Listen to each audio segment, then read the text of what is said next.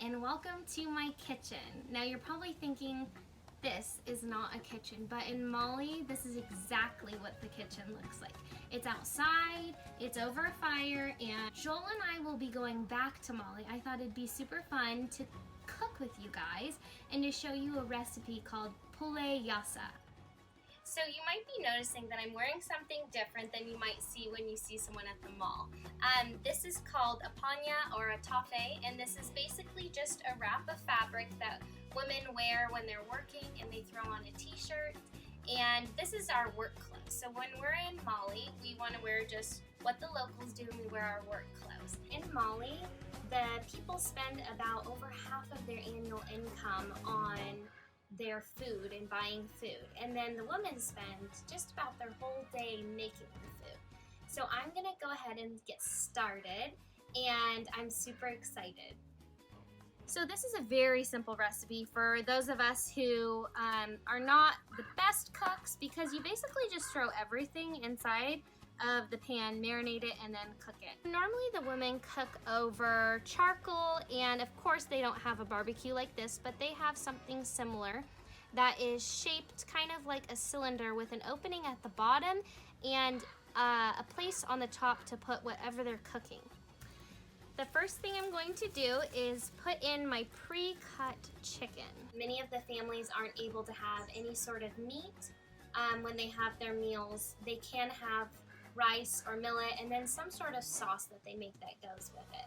When you go to the market, what you would find is not like spices in a container like we see here in America, but you would find them in big bags that are scooped into little bags. So I went ahead and made bags of the ingredients. So they're pre-measured out and ready to go as if I got them directly from the market in Africa. And like I was saying before, this dish is going to marinate for at least an hour to all the way overnight if you choose, but you just add everything in.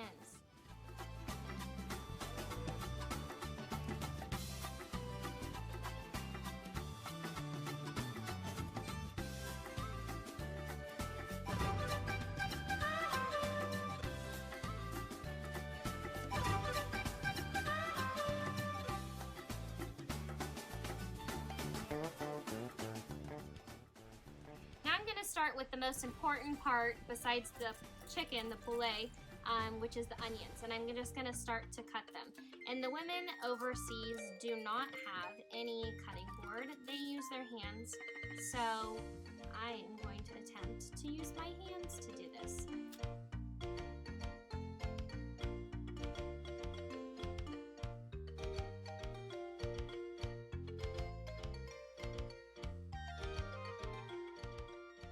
All right, we're gonna go ahead and get started and add in the lemon next.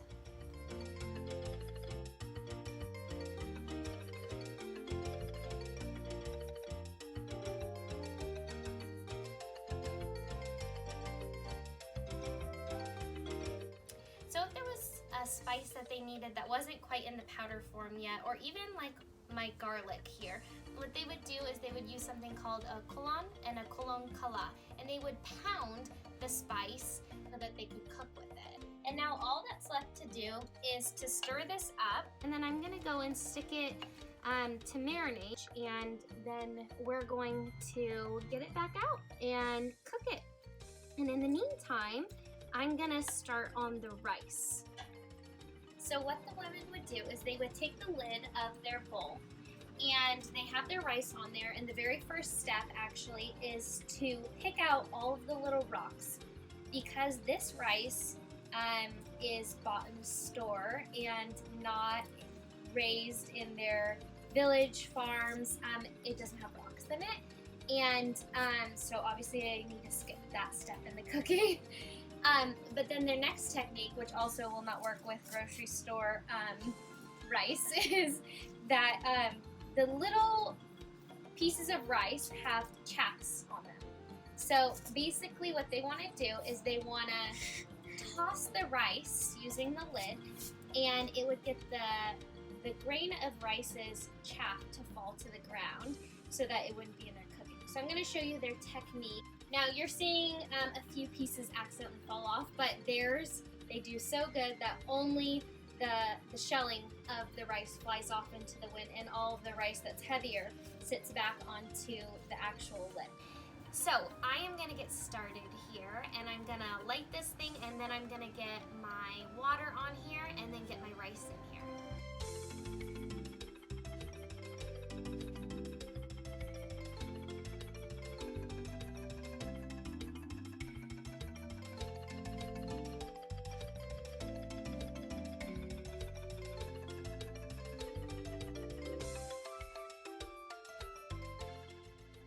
Alright, so I went ahead and stuck our finished rice inside and exchanged it with our marinated chicken, onions, spices, and all this yumminess. And what I'm going to do now is give it a final stir and then stick it in our pot on the fire. So one of the things that didn't need to be marinated is the optional vegetables, and one of those was the carrots that we chose to have. So I'm going to go ahead and start to cut these up and put them in while this thing starts to sizzle a little bit and have it cook all at once.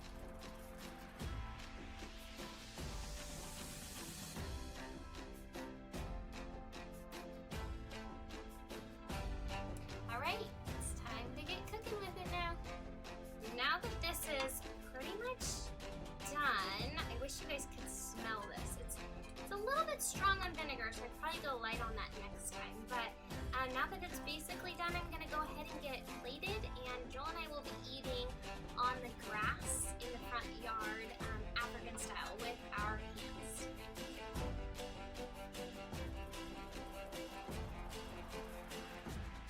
Now we have our rice and our delicious pulayasa, and I am sitting on a Malian debet.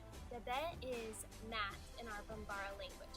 They use this to hang out underneath trees, they use it to eat on, they use it to sleep on. It has multiple uses, and tonight we're going to be eating on it. So I'm going to go ahead and get this dished up.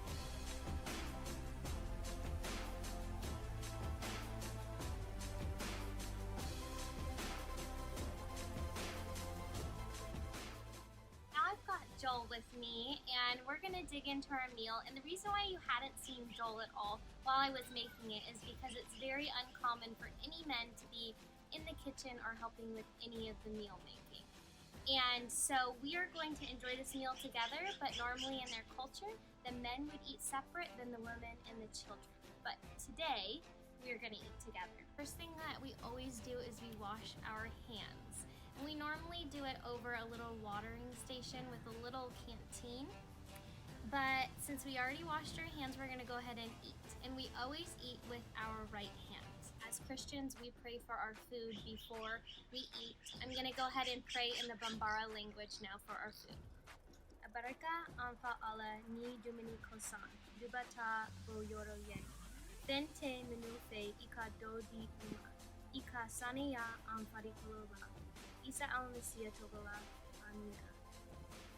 And then we would get to eat. So we get our right hands and we kind of cut this into invisible lines, and we only eat from our own section. We never cross across our region on the plate. That would be a little bit disrespectful in your culture. You only eat what's in front of you.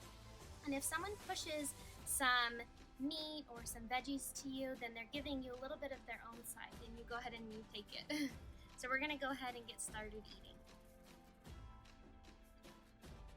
So you just get a little bit of meat, maybe some carrots and onions, and you squish it in your hand like a ball.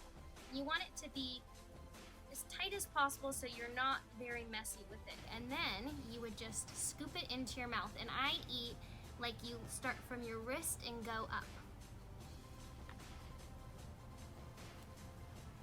It's delicious. You just keep eating from your region until you're done, and then when you're done, you say abarika. And then the other person would say Barikala. Thank you guys so much for joining me on this cooking experience, and stay tuned for more cultural videos coming soon.